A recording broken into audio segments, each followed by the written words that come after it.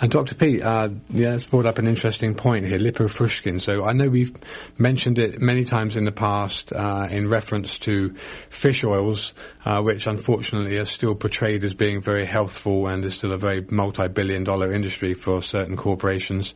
Obviously, these things take a long time before they reach the mainstream and people understand that what they're doing for themselves is actually very harmful.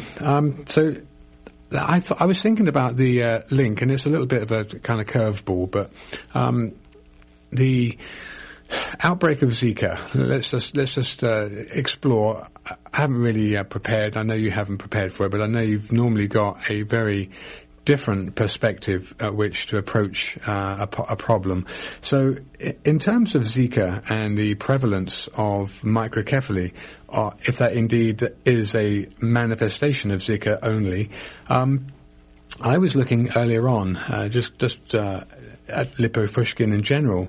I came across the term neuronal ceroid lipofuscinosis. Now, ceroid apparently is a product that's produced as a result of the inability to remove lipofuscin.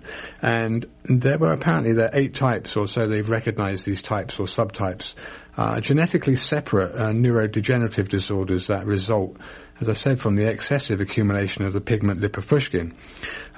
Now, with reference, like I said, to ceroid, it's apparently formed when a disposal system for lipofuscin is overloaded. But what caught my attention was that they had 8 types, and types 1, 2, and 3 were associated with microcephaly.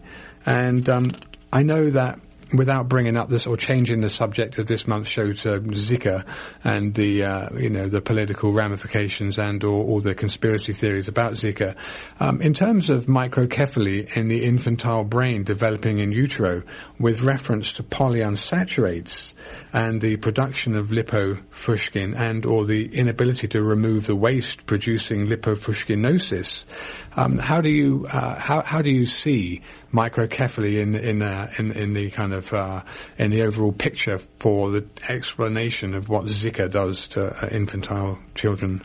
Well, it could be a virus like that, or it could be the insecticides that people absorb when they're spraying the mosquitoes that carry the virus. Okay.